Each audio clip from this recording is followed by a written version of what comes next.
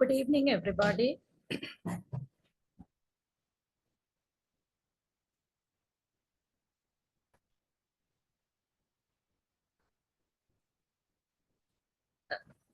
So we are starting the next session of sociology in education.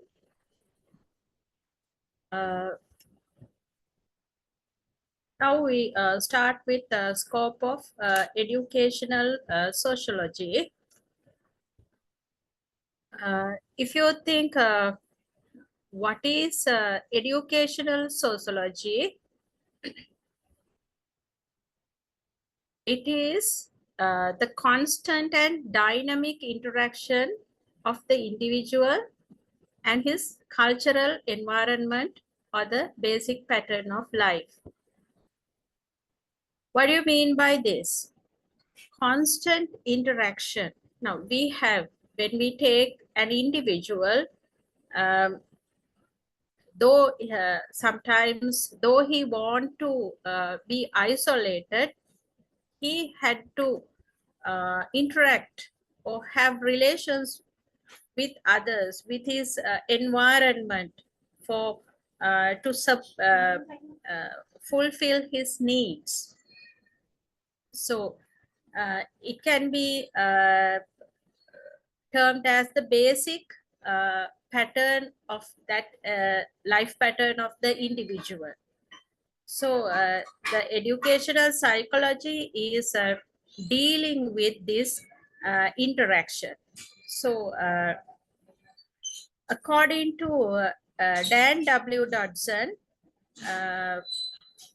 he was interested in three things. They are the total cultural milieu, the school as its agency, and the educational process that conditions personality development.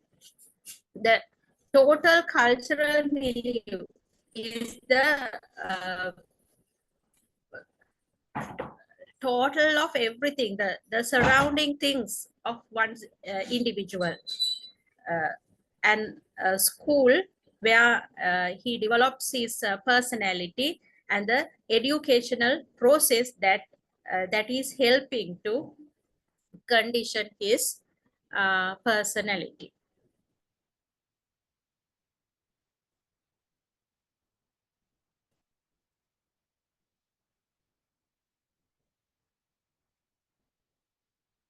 The social milieu can be broken up into social independencies.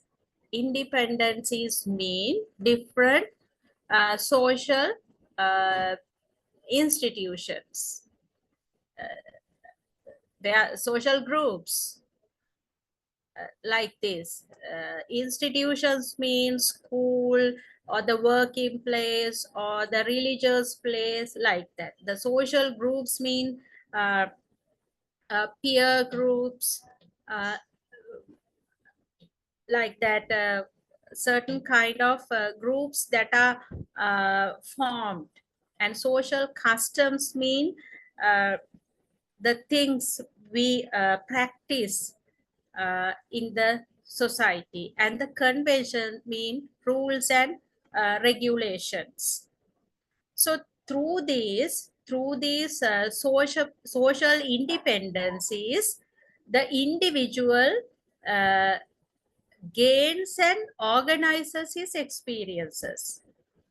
He gains experiences through these institutions or the social groups, and by adherence to the customs and conventions, he gains experiences, and he learns to organize his experiences. And these influence the evolution of the educational system because it equips the youth with knowledge and character to function and fit into the society. So by these experiences, the youth gets different kinds of experiences and organize them, and he gets fit into the society. So educational sociology deals with groups like family, school, team, club, union, like that. And in the vast the world, in the so it depends on a person, the uh, the size of heat, or to which extent that he deals with his environment. In the second place, it is concerned with the sciences which help to understand its function in its various aspects. The educational sociology is concerned with sciences, other sciences that help to understand its function, how it happens, how uh, an individual gets experiences through his groups, through the customs, the so various things, and uh, uh, their forms. So it is consequently not concerned with aspects of any science which does not condition personality development. And it deals only with the sciences that deal with the personality development. Now, the sciences which deal with personality development. So it is, however, that the school is a specific educational agency, as well as with other social agencies like the family, the playgroup, the church, or the religious institute, clubs, social customs, and various other things which contribute to the development of personality. Now, the personality of an individual first develops in the family through the process of interaction.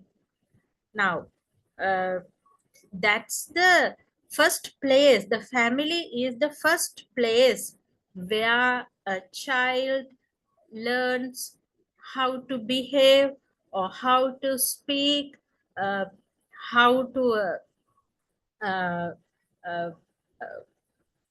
be with others, like that. It's actually a subculture in the society, the family. So if the family background is not up to level, the individual faces many problems when he step into the society. So the parents must be very careful uh, in developing the family culture. So it's a very essential for the development of the personality of a child.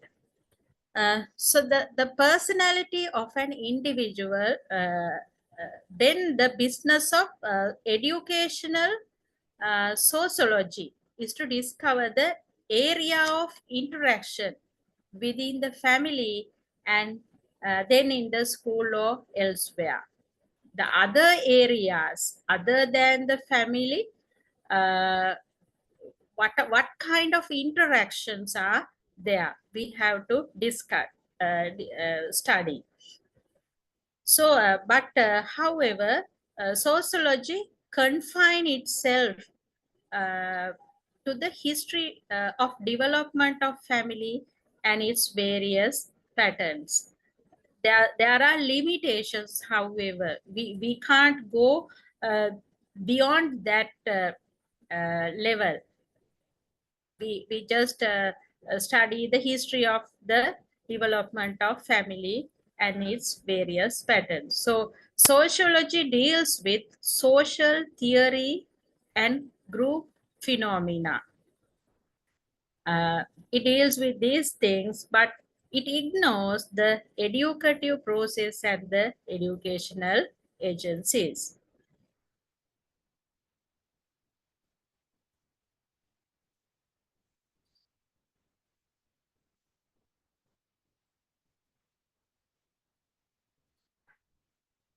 Now, in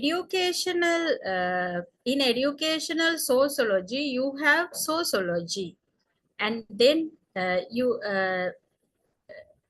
have educational psychology. So both of them, both psychology and sociology, deal with educational sociology.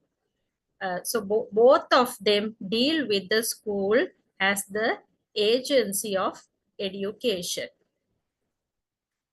Both seek to determine and influence the school's effect upon individual behavior. Both psychological wise, they seek and find out how far the school affects upon the individual behavior, and also the sociology.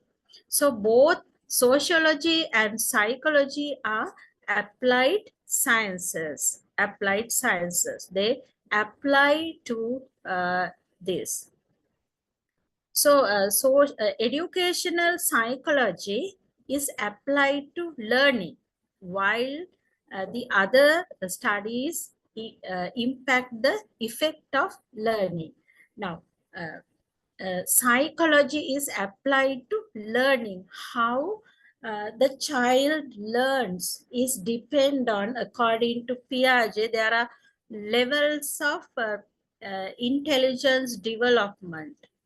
So according to the intellectual development levels, there are things that children acquire. So uh, now the teaching methods and the content, the subjects have to be selected according to this intellectual level of development. So that is psychology.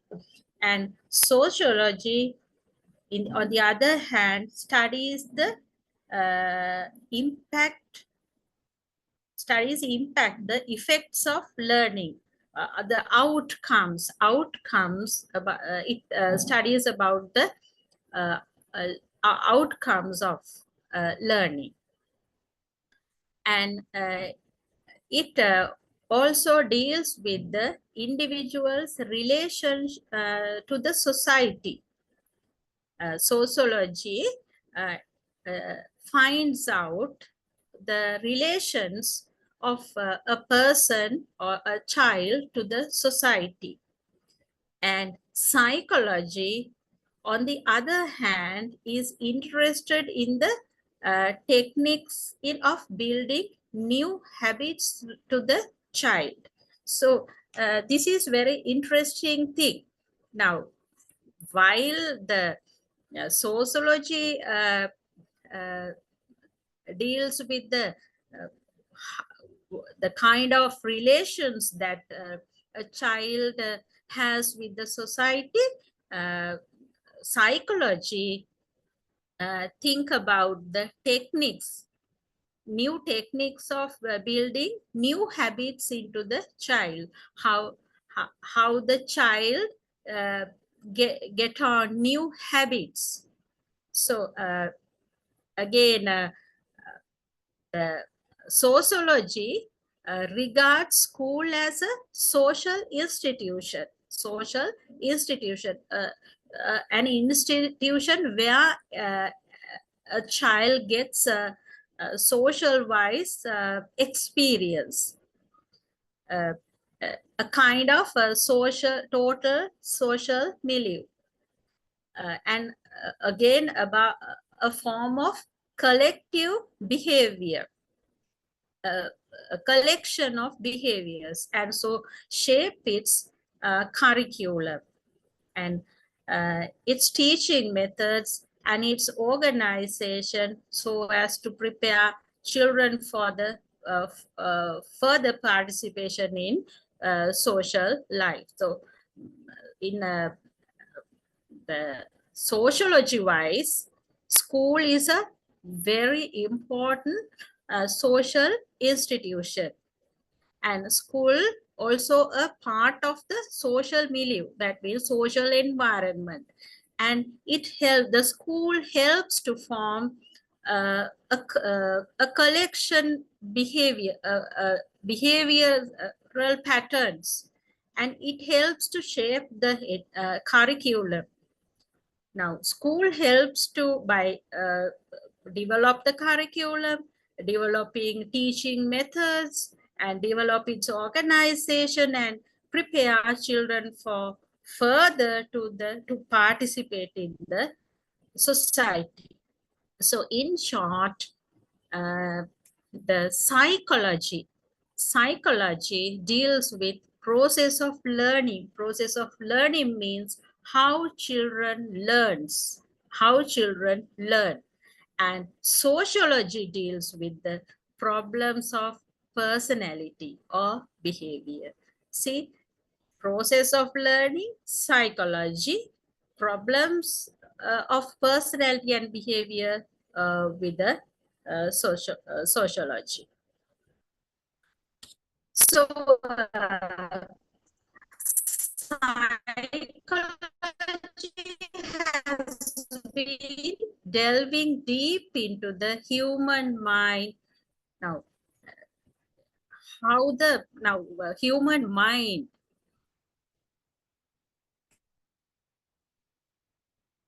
human mind is very very peculiar. Peculiar mean it sometimes we sometimes acts in one way, and in a similar situation we act in another way. So it varies. That's how our mind uh, is active. So psychology, sorry, is dealing with this. But experimental studies of infant behavior conducted by Arnold Louis Gesser uh, have helped to get the conclusion that infants are individuals in making as well as by birthright. Now, this Arnold Louis Gesell has done some experiments on infant behavior, and he get this conclusion that infants are individual, mean they act individually from their as a birthright. So that means they have their own thinking patterns. They act as they want. So child's personality is the product of slow and gradual growth. So the child's personality develops slowly and gradually.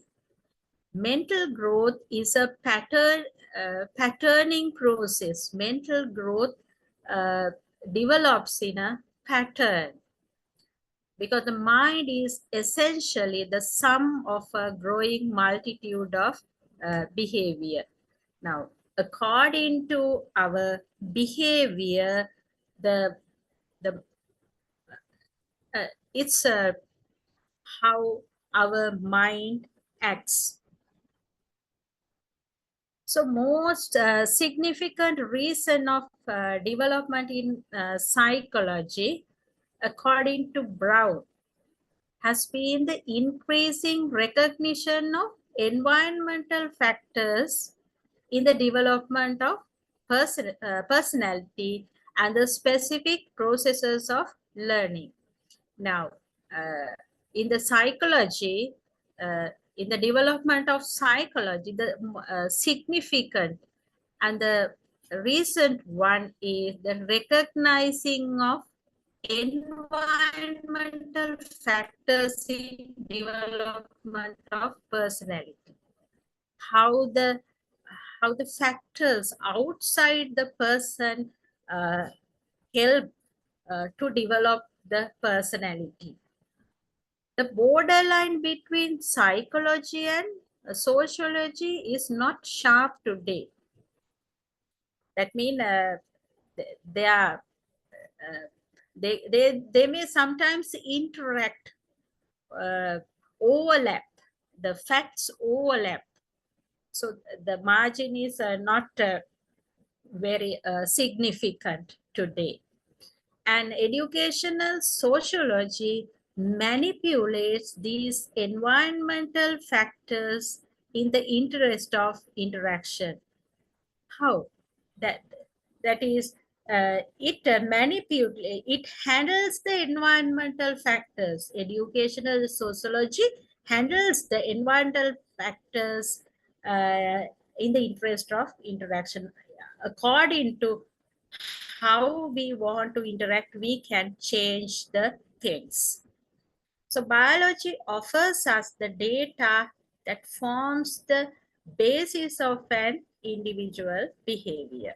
So biology helps us to uh, understand the basic formation of individual behavioral patterns. And sociology studies how the laws of heredity and impulses determine an individual's interaction with others, as individuals or as groups. Sociology helps to study about the uh, different hereditary generation wise laws and impulses that help to understand or help to determine the interaction patterns. So educational sociology goes a step further. It goes ahead. It seeks to influence this interaction in harmony with social ideas.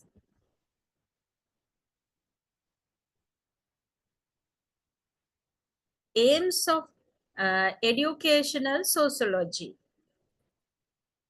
According to Georges Harrington,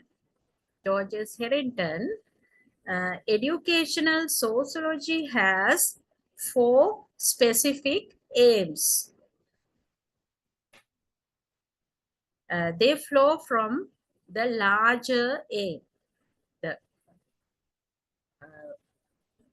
To achieve better personality development by influence the process of education. To achieve better personality development by influence the processes of education. So we can achieve a better personality development by enhancing the educational process. The specific aims deal with the various aspects of the total social milieu as well as the means, the methods, the curriculum, and the agencies of education. The achievement of these aims is essential for the achievement of the larger aim. Educational sociology should explain A, the role of school in the community, B, the role of the school, see the social factors influencing school. Next, it should understand democratic ideologies, cultural, economic, and social trends that influence formal and informal agencies of education. Third, it should eliminate the social forces and their effects upon individuals. Fourth, it should socialize curriculum. Lastly, in order to achieve these aims, educational sociology should encourage research and critical thinking and adapt the results thus obtained.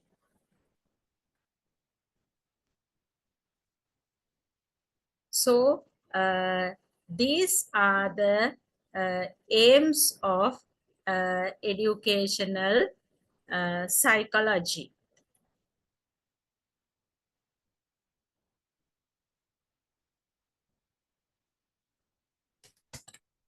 Meaning and nature of educational sociology. Now, educational sociology is a synthesis of education and sociology.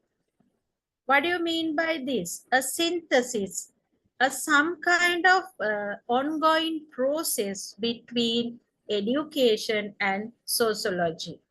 So it is the study of the principles of sociology of education. So it has to study the principles of sociology of education. And it is also a science. And George Payne, uh, who is the father of educational sociology, is George Payne, says educational sociology is an applied science in the field of sociology. And applied science in the field of sociology. So it concerned with the effect of learning on group life, and in its turn the effect of smaller group life upon the larger group. Uh, so it is about the effect of learning on group life. So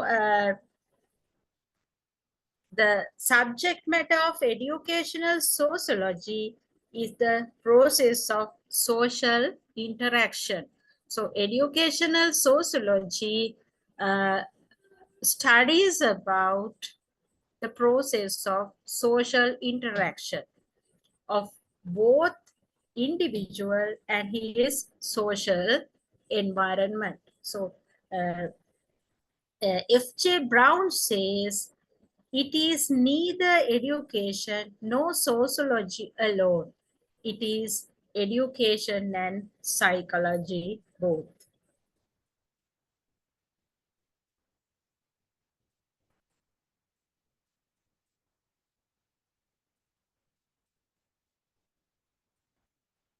Educational sociology utilizes all that has been learned in both fields, that is education and sociology, but joins them in a new science which apply sociological principles to the whole process of education, including subject matter and activities, method, school organization, and methods.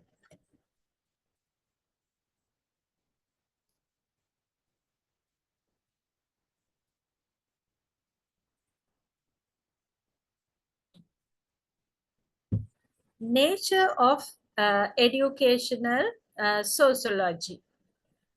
it is not merely theoretical.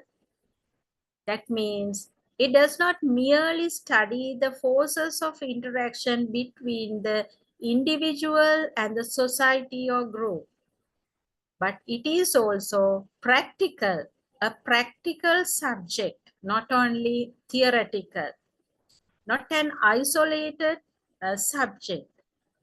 It studies the interacting forces and tries to regulate and control the interacting forces. So, educational psychology studies about the interacting forces and try to regulate, try to control the interactive forces. So it's a practical subject. So the educational psychology tries to find out ways and means as to how uh, to manipulate the educational process to achieve better personality development and better social control. So it is going to find different methods where which help to achieve a better uh, persons, better students with good personality that come to the society.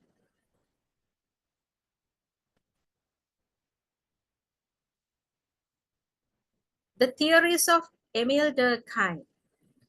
Uh, he is a prominent French sociologist who lived in 19th century from 1858 to 1978, and he has uh, made a great contribution to the field of sociology with his new ideas and theories. Uh, he had the multifaceted personality. He's a well-known scholar, a learned scholar, and a writer, and a very progressive educationist, a deeper thinker, and strict disciplinarian. There are various types of personalities he had. He had different talents, and he was a combination of uh, distinguished uh, characteristics. So unlike Spencer, uh, Durkheim acknowledged Comte as his master and subscribed the uh, Comte's positivistic stressed on empiricism.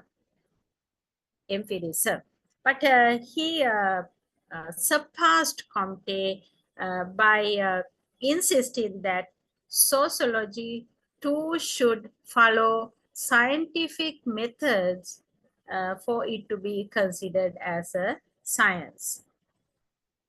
So this led to sociology getting the state of an empirical science. It should follow scientific methods.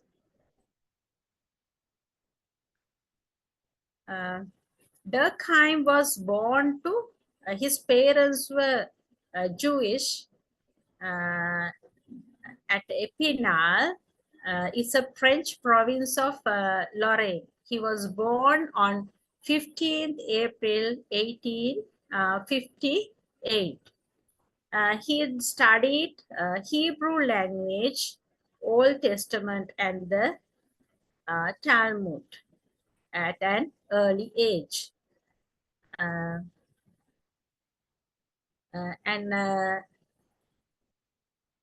he has learned religious literature in his formative years, but other years he was very much agnostic throughout his life. As a student, he was not happy with the normal, conventional subject, the subjects taught at school and those school college levels. And he was very eager to include scientific methods and moral principles in school education. So he felt that these were very necessary for the moral guidance of the society. In order to have a good moral environment, uh, the school should take the first step. So Durkheim was interested in scientific sociology, but there was no school of thought pertaining to the same in his time. So unfortunately, the schools of Durkheim's time were not help to have these moral guidance and scientific methods. So at a college student at Epinal, Durkheim excelled in studies and won several prizes. And he was graduated from College of Paris, École Normale, between 1882 to 1887. He taught philosophy in many provincial schools in Paris and the surrounding areas. Uh, he had a very he was very enthusiastic for education, and he went to Germany, and there he got an opportunity to study scientific psychology, uh, being pioneered by Wilhelm Wundt. And later, Durkheim was able to publish several articles based on his experiences in Germany.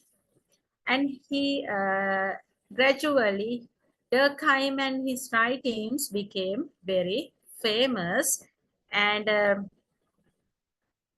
he was able, his publications got a very distinguished place at the Department of Philosophy at the University of Bordeaux in 1887. And he was asked to be the head of the Department of Social Sciences in that university. And from 1893 onwards, Durkheim succeeded in publishing some of his famous works.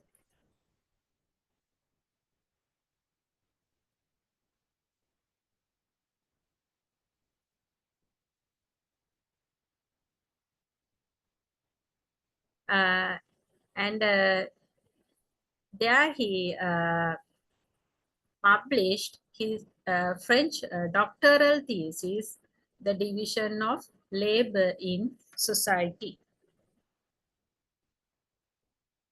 And his other famous works included The Rules of Sociological Method, Suicide, The Elementary Forms of Religious Life, and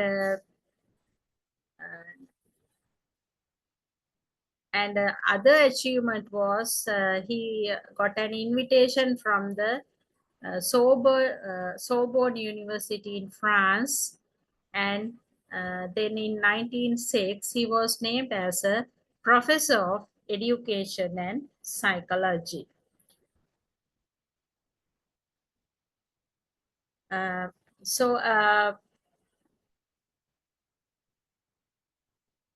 throughout Durkheim's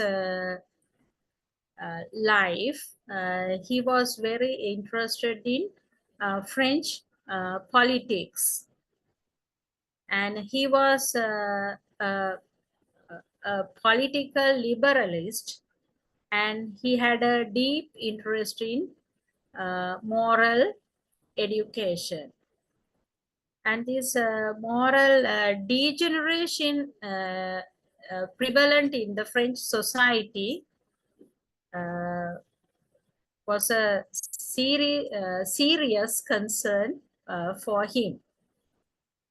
And he had directed his efforts in finding the values and principles for moral guidance through French education. So uh, very valuable things that he has taken forth. He urged people to achieve victory in the struggle against public madness. Uh, Public madness. The public madness mean the bad behaviors of people. So to eliminate them, he called people to stand against these bad behaviors, and he has followed collectivist tradition of social throughout, represented by Joseph de Maistre, Saint Simon, and Comte. But he was averse to the individualist ideas of Spencer and English utilitarians. Uh, but very pathetic situation uh, happened. Durkheim, during his last days, he was highly disappointed at the moral degeneration of French society. He was very upset over this the devalue of the moral values, and he died as an unhappy man at the age of 59, and he is today remembered for his lasting influence on the field of sociology. And he is still alive through his works on functionalism, sociology of education, sociology of law, and sociology of religion, which were all started by him. And he has the journal La Année Sociologique was started by him in 1896, is still in print as a leading journal of sociological thought.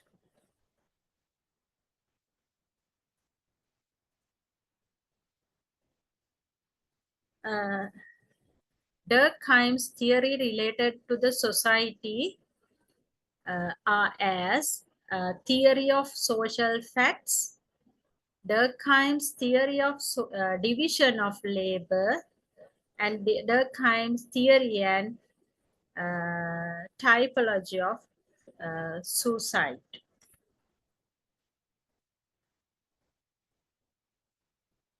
Theory of social facts. In Durkheim's sociology, the Durkheimian sociology, the concept of social facts is quite important. Social facts and events constitute the fundamental basis of Durkheim's sociological thought. In fact, in simple words, Durkheim defines sociology as a science of social facts. That is the definition given by Durkheim for sociology, a science of social facts. And he tried to analyze and explain social phenomena and social life by uh, using the concept of social facts as a basic concept. So using social facts, he tried to describe social phenomena and social life. So Durkheim's views on social facts have been presented extensively in his second major treatise, The Rules of Sociological Method. His views on social facts. The main aim of the theory of social facts is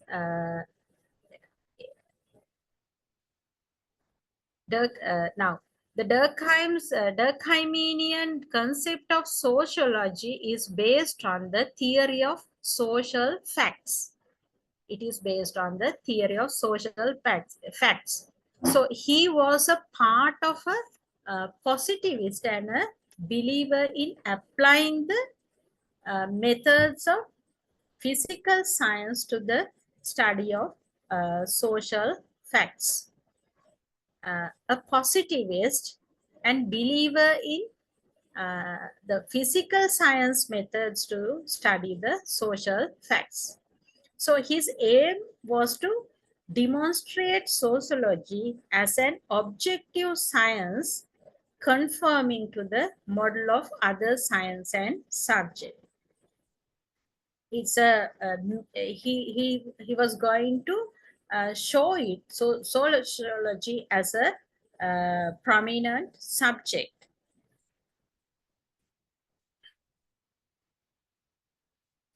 The meaning of a concept of social fact. A social fact is a phase of behavior, a behavior, thinking, feeling, or acting, which is subjective to the observer and which has a cohesive nature. It is subjective. The social fact is subjective to the observer and very cohesive. Social facts represent a category of facts with distinctive characteristics. They represent a category of facts, and it consists of ways of thinking, acting, and feeling external to the individual and endowed with the power of cohesion by means of which they control him. And so actually the social facts very distinctive and different ways like thinking, acting, feeling. They are external to the individual, but they control the individual. The two main characteristics of social facts. According to Durkheim, social facts must consist of two characteristics, that are social facts must be regarded as things and they are external and exercise constraint on the individual. External and exercise constraint on the individual.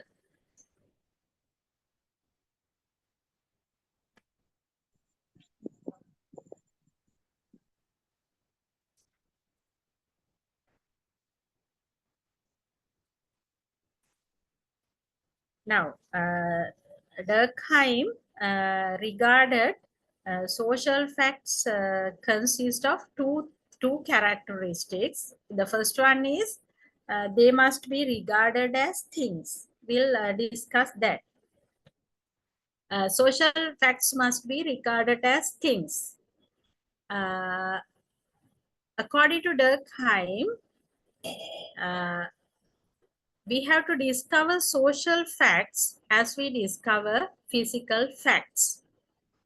And he stressed that uh, these facts must be treated as things, as empirical facts from outside. They come from outside facts. Uh, uh, because now uh, we have an illusion of knowing the social realities. It is important that we realize that they are not uh, immediately known to us.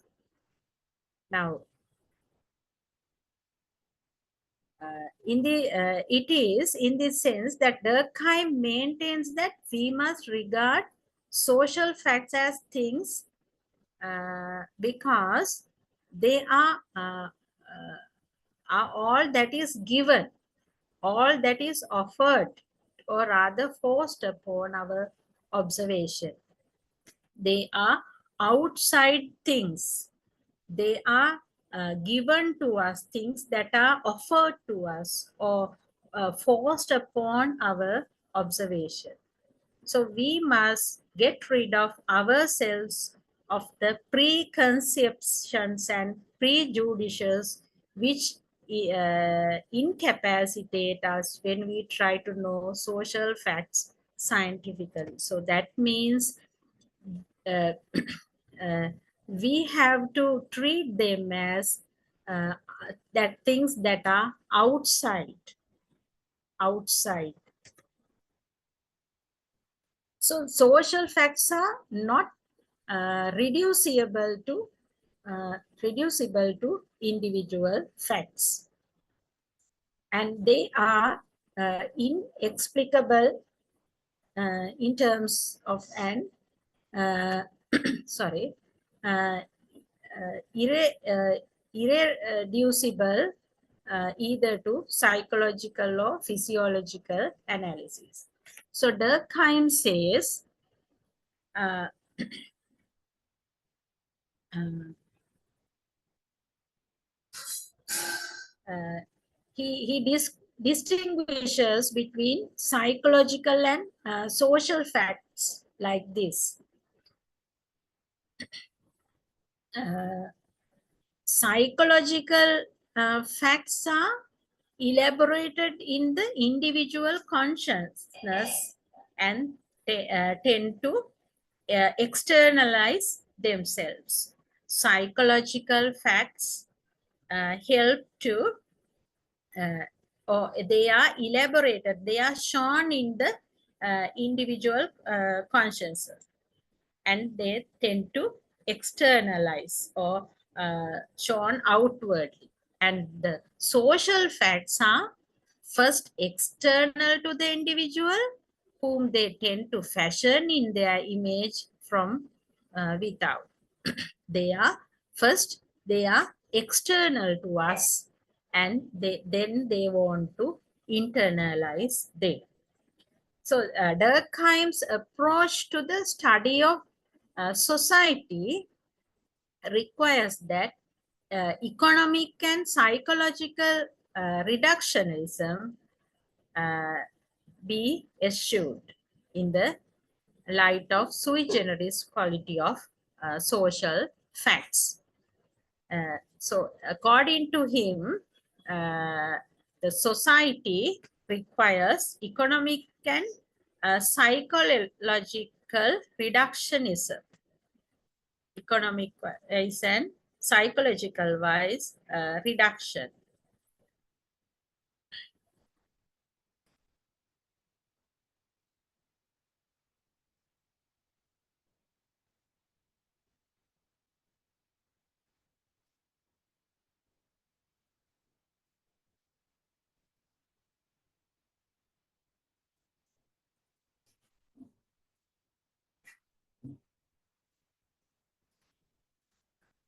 Then the second one is social facts are external to the individuals and exercise constraint on them.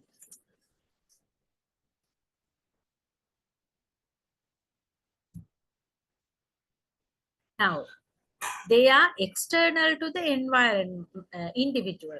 That means these they have the characteristics of like this. Social facts are external to the individual. Then social facts exercise as a constraint on them, some kind of barrier. Social facts are external to individuals. Now, Durkheim asserts that society is a reality, sui generis, above and apart from the individuals. He says that it is above an individual, outside an individual. To support his assertion, he provides 4 points as evidence. These points listed by H.E. Barnes as follows.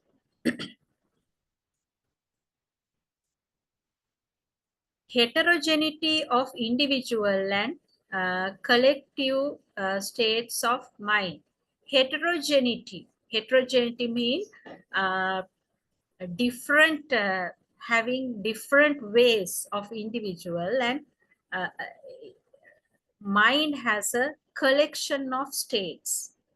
Durkheim sees a difference in the states of mind of an individual and a group. Here, Durkheim saw that there's a difference between the as a group, the state of mind, as a group and as an individual. Now, for example, in times of national danger, the intensity of the collective feeling of patriotism is much greater than that of an individual feeling. A collective in a time or in a period of a danger to the national or the country, the collective, the group feeling is of the patriotism is much greater than an individual feeling.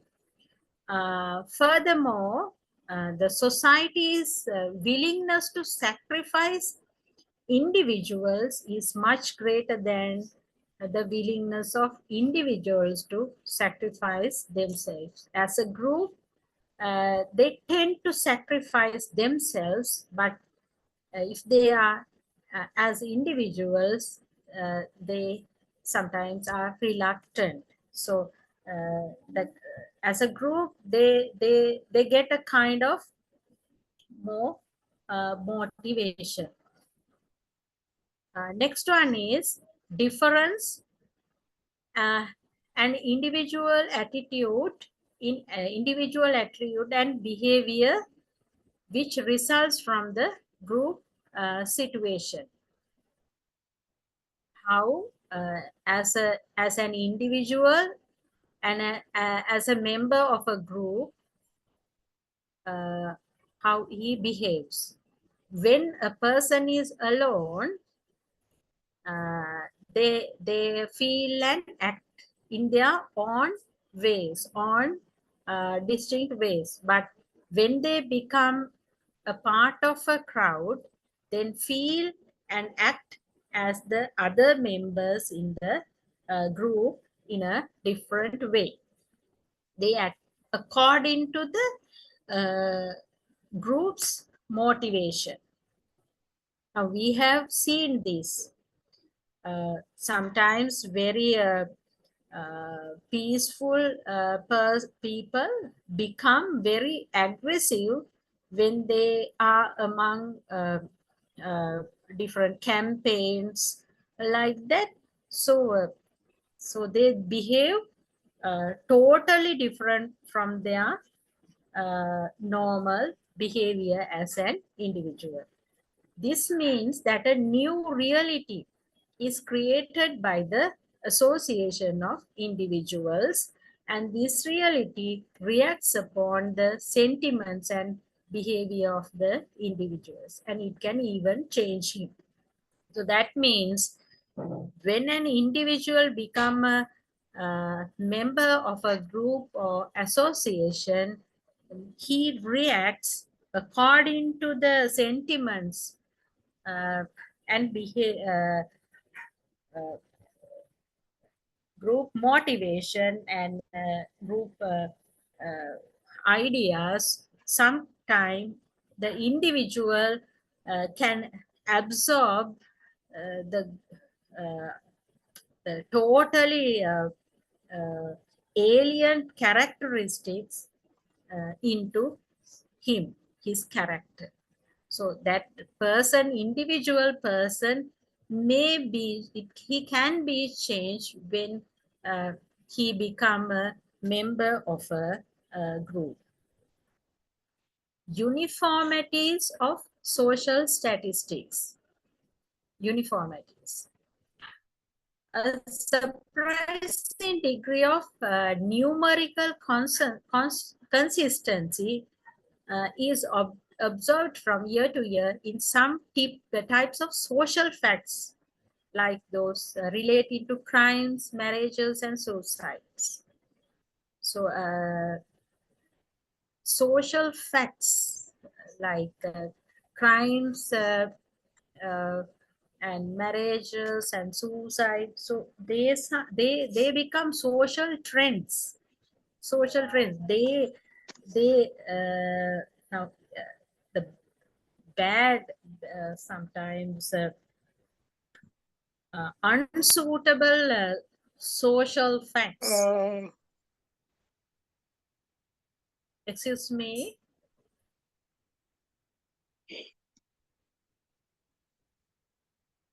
So these kind of things uh,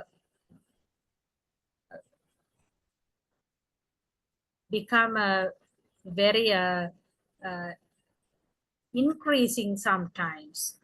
So, but Durkheim has not explained this consistency on the basis of personal motives or characteristics. But according to him, this this pattern, this social pattern, could be explained in terms of real uh, social currents which form part of an individual environment. Social currents, social trends. Some things become socialized. And based on the analogy and on the philosophical theory of emergence, we cannot explain the phenomenon of life on the basis of the physiochemical properties of the molecules which form the cell. Actually, a particular association of these molecules is responsible for the phenomenon of life. Similarly, we must assume that society cannot be reduced to the properties of individual minds. In other words, society constitutes a reality sui generis which emerges out of the interaction of individual minds.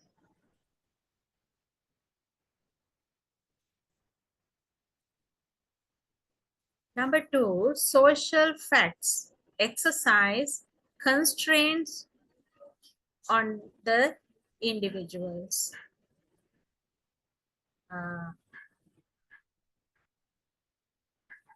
Social facts have a particular behavior upon human beings. For that, Durkheim gives a series of examples such as laws, moral laws, legal rules, penal system, and crowd behavior. Some of these examples are, in a crowd or group, laughter is communicated to all. Now, in a crowd situation, the individual feels constrained to behave in a particular manner. He is restricted. He restricts his own feelings. Sorry. He keeps his own behavior to himself, and he is in a way become a part of the group. He stops his own way of behavior in a group. Such a phenomenon is social because its basis or its subject is the group as a whole and not the society.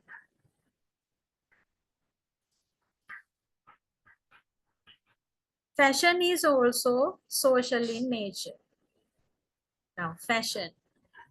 There are certain fashions coming and going. So it's prevailing. Most of the people like to follow it because it's a prevailing fashion type. So it's social itself which expresses these ways. The institutions of education, law, and beliefs also have the characteristics of being given to everyone from without and of being imperative for all.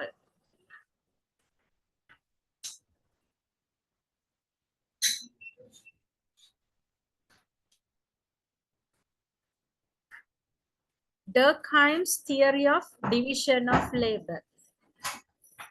In the field of sociological thought, Durkheim's theory of division of labor is regarded as his major contribution. This theory emerged from his doctoral thesis, The Division of Labor in Society, 1893, and it was his first major book. The theme of this book is the relationship between individual and society, or both. And the influence of Auguste Comte on Durkheim is clearly shown in this book. And it is considered a classic study of the social solidity. In this thesis, Durkheim opposes the view that modern industrial society could be based simply upon the agreement between individuals motivated by self-interest or without any prior consensus. Now, the modern industrial society, he says that cannot be based simply upon the agreement between individuals motivated by self-interest or without prior consensus. However, he agrees that the kind of consensus in modern society is different from that in simpler social systems. But he saw both types of consensus as two types of social solidarity.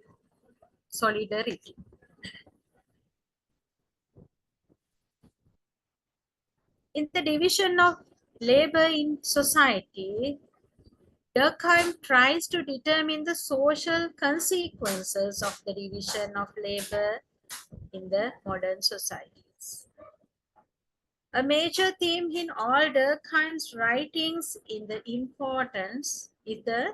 importance of shared social norms and values in maintaining the social cohesion and solidarity. Uh, the shared social norms. Now, the importance of now we need certain social ethics uh, and like that socially accepted behaviors and characteristics, and uh, they are now he here have that idea that these kind of accepted values and accepted behaviors are helpful in keeping the social integrity and social stability. He but he argues that the nature of this social solidarity depends on the extent of division of labor, how the work has been divided. The meaning of division of labor. The concept of division of labor has been used in the following ways. Technical division of labor, and it is the production process. Sexual division of labor, social divisions between men and women, social division of labor, the differentiation of society as a whole. So there are three ways of division of labor: technical division, sexual division, and social division. Uh, Third sense, the social division, Durkheim uses this term. In the general sense, the term division of labor implies assignment to each unit or group a specific share of a common task, specific sharing of a common task. Classical economics such as Adam Smith use this term division of labor to describe a specialization in workshops and the factory system, and to explain the advantages in terms of increased efficiency and productivity.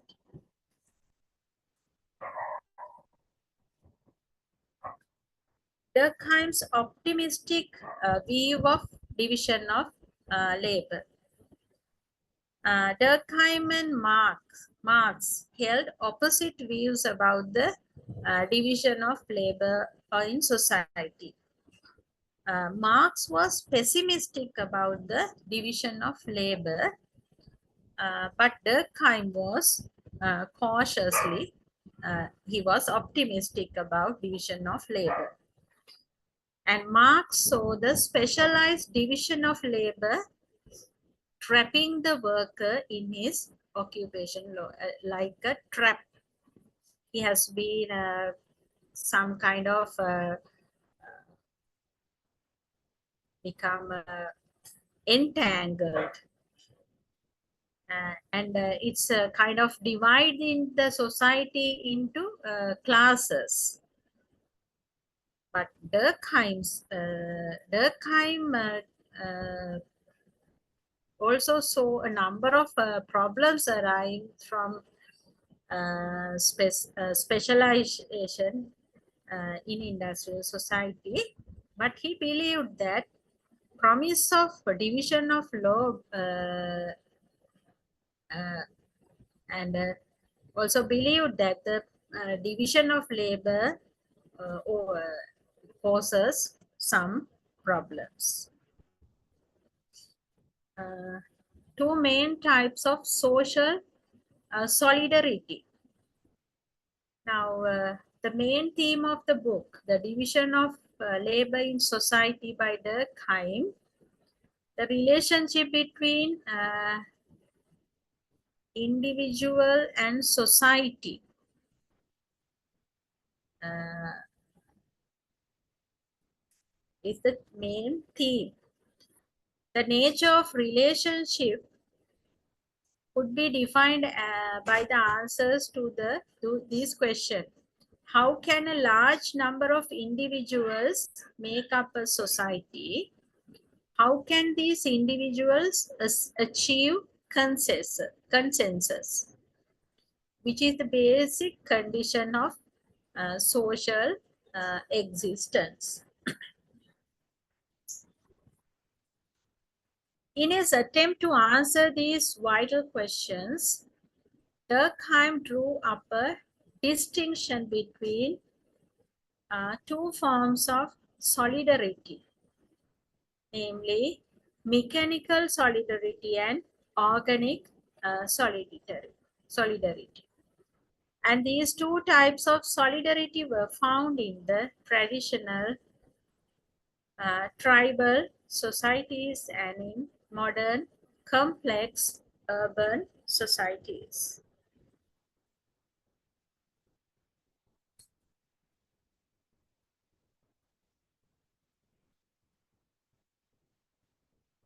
The link between division of labor and social solidarity.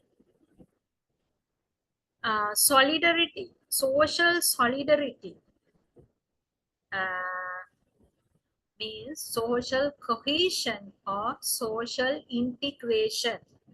It refers to the integration and the degree or the type of integration manifested by a group of society.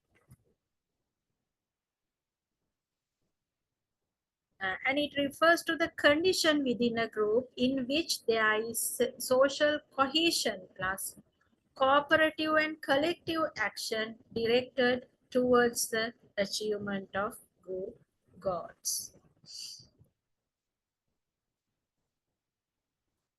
The basis of solidarity serves as parameter of differentiation between simple societies and complex societies. Durkheim made distinction between the primitive and civilized societies in terms of his concept of solidarity. According to him, the primitive society is characterized by organic solidarity based on division of labor. Right. Uh, so I want you to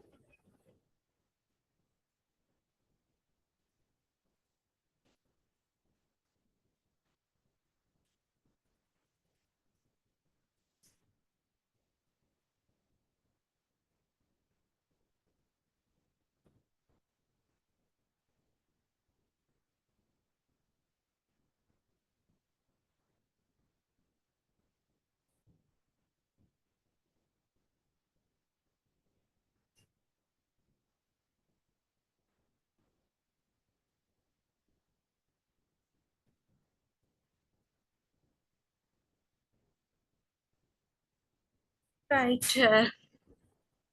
Uh, now, I want you to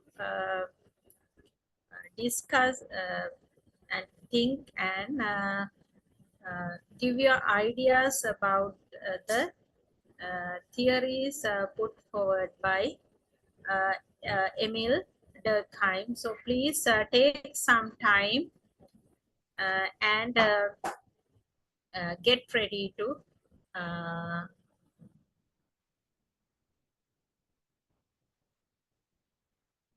speak about the theories of Emil Durkheim.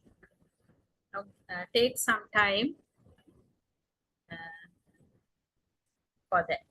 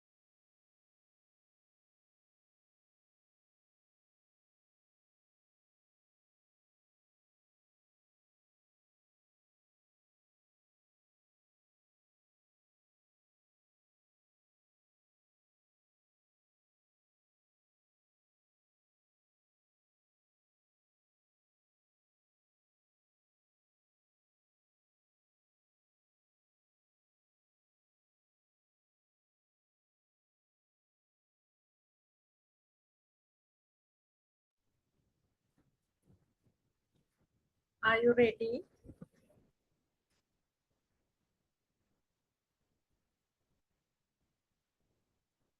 Can you hear me?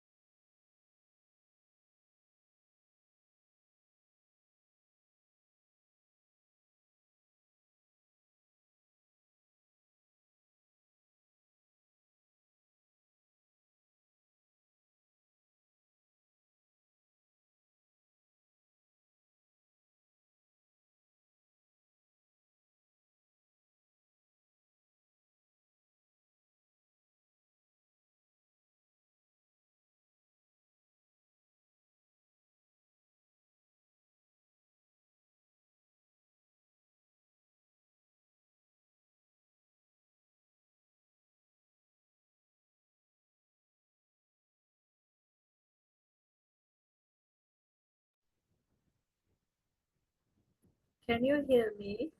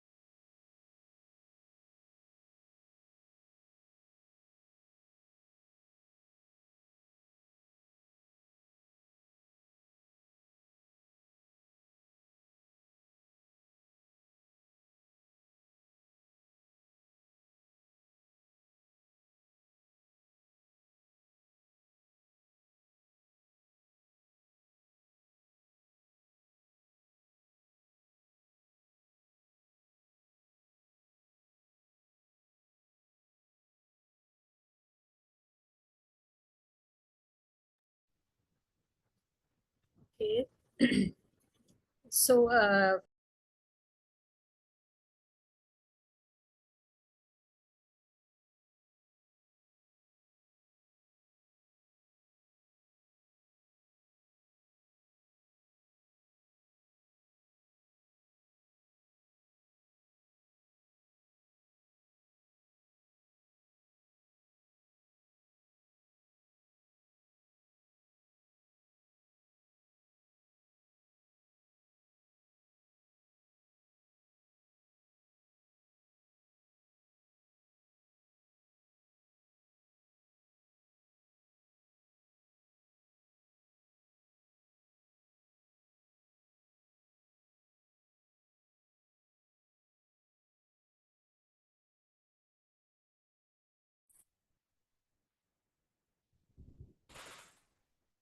yes, Dhananjana.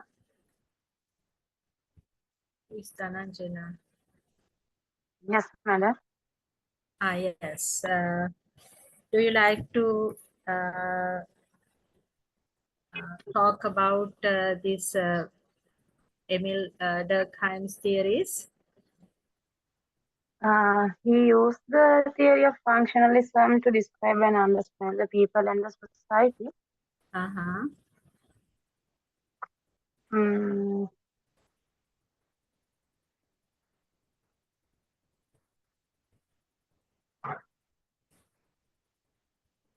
What else? mm.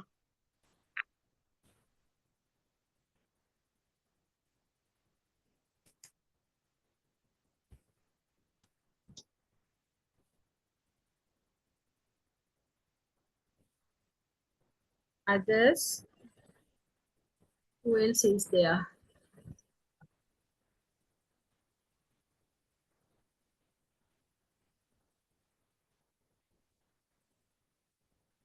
Yes. Who else like to speak about Durkheim?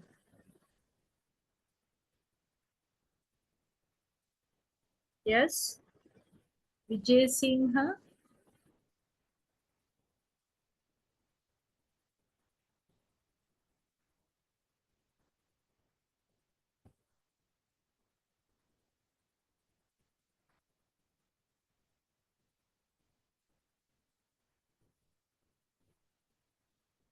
Dhananjana, Vijay Singh, Hamiza,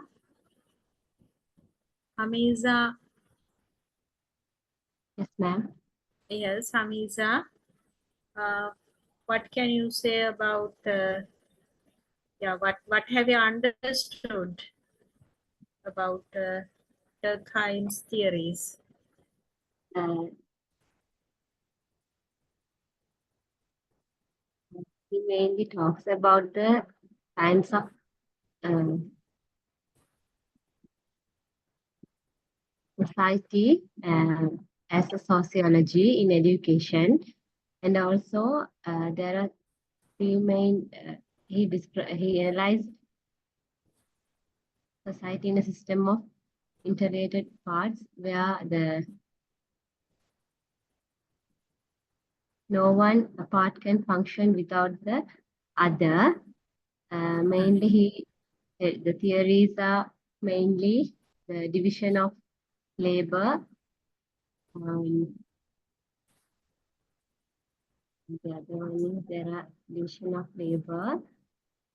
And the other one is, Madam, shall I explain it a little later? Okay.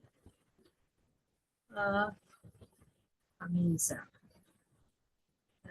Who is this Vijay Singha? Vijay Singha.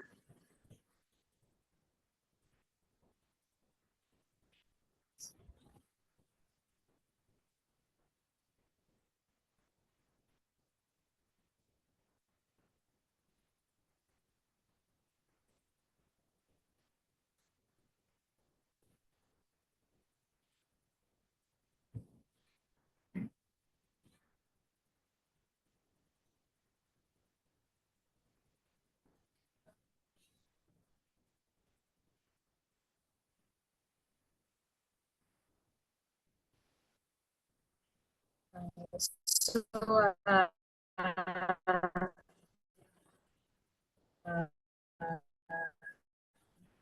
actually, there are three theories by the kind. Theory of social facts, theory of division of labor, and theory of typology of suicide. Today's lesson, we have discussed the theory of social facts, and regarding that, so the concept of Orton, they uh,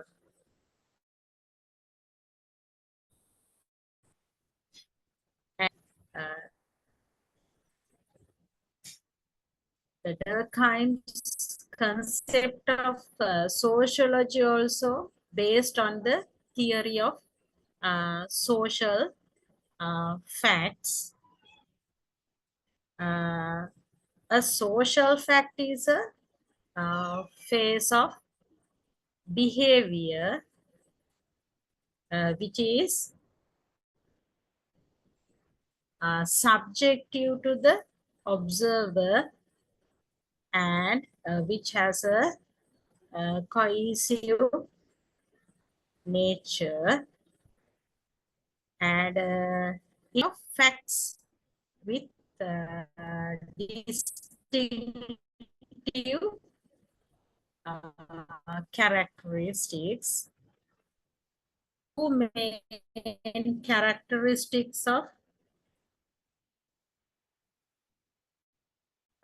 social facts, that the two characteristics are social facts must be regarded as things, and the second one is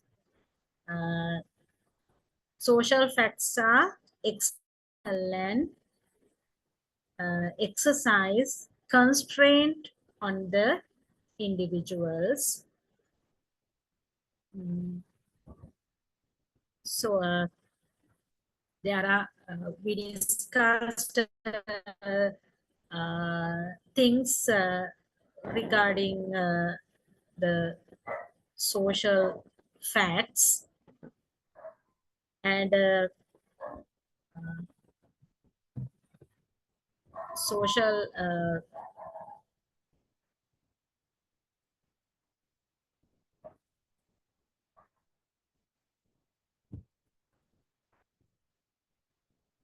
so their characteristics also we have discussed.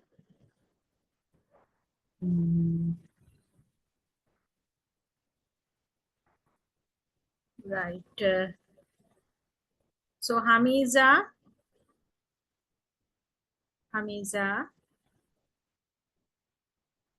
are you here? Hamiza or Dhananjana? Yes, madam. Yeah. Do you have any ideas regarding this social fact? Sure, madam. Social facts regarding things. Yeah.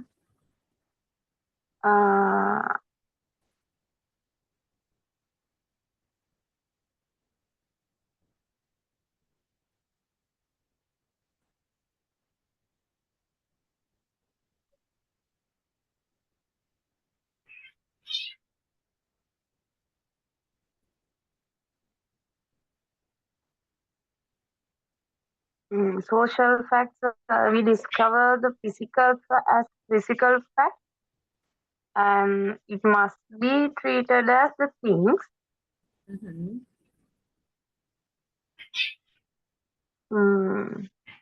It is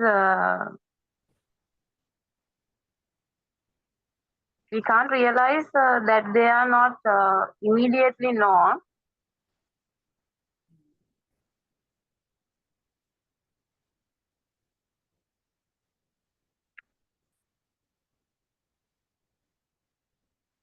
and we try to know them as social facts scientifically. Okay. Now, uh,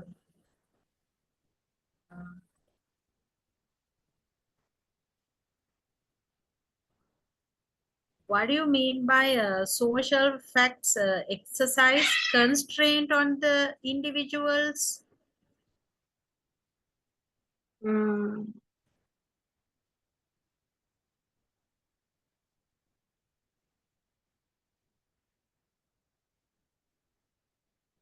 Now, like for an example, now mm, when an individual is alone, he behaves in one way, but when he get along with the group or in some outside activity, how do you explain his behavior? Uh, now, is he the same?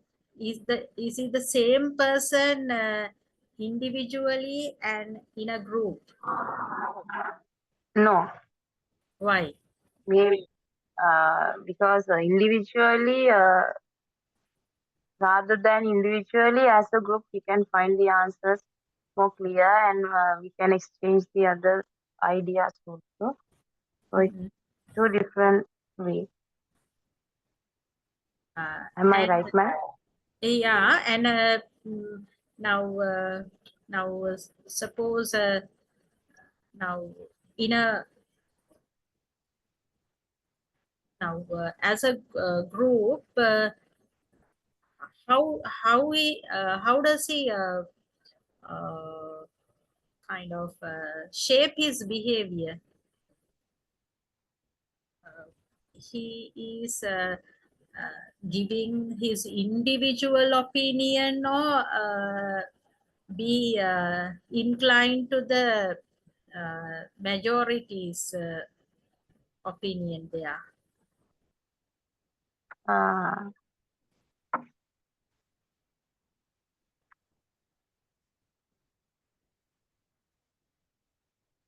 Now, like now some kind of campaign or something like there. Now, some kind, yeah. So if you are there, do hmm. you try to expose your own ways of behavior, or you are kind of restricted to the group behavior? Uh, if I was there, I already listened to the group members' opinions and all, Mhm. and according to that, I will behave at that time. Yes. So now by this kind of social facts exercise constraints on the individual means that they condition, they shape the uh, individuals to behave in a particular manner. They now now now as the example given here, now if you are in a group, uh, you are shaped, so or you are uh, likely to uh, behave according to the majority's opinion of the uh, group. Did you get that? Did you Yes, understand? ma'am. Ah, right. So what do you understand by the Khan's theory of division of labor?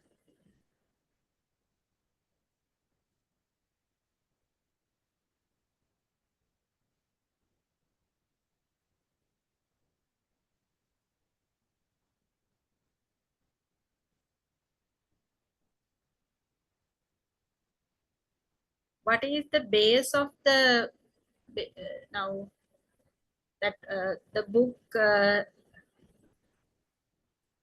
What is the book written by Durkheim based on this?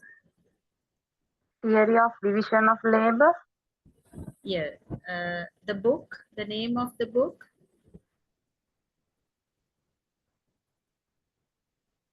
The division of labor in society.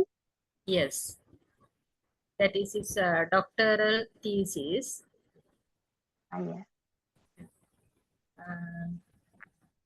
So, and now,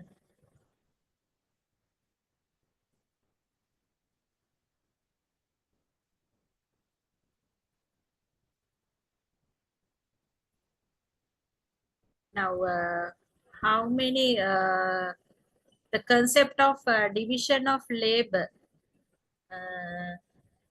now according to Durkheim, it has been used in 3 ways, the division of labor. Can you name them? Technical division of labor.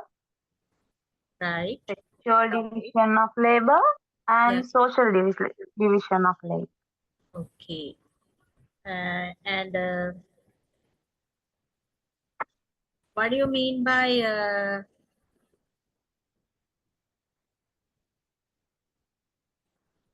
technical division of labor? It describes the production process. Mm-hmm. Sexual division describes the social division between men and women. Mm-hmm. And social division of labor refers to the differentiation in society as a whole. And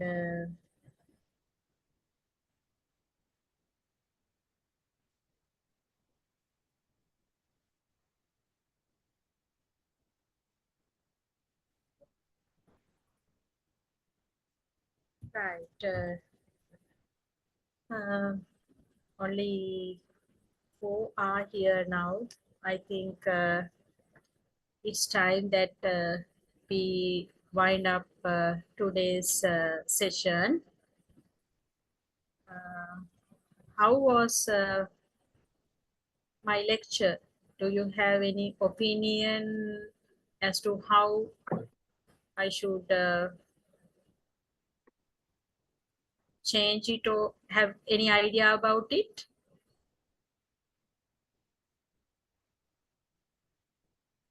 Dhananjana, yes? No, ma'am. Is it okay the way I do it? For me, it's okay. Hamiza, are you here?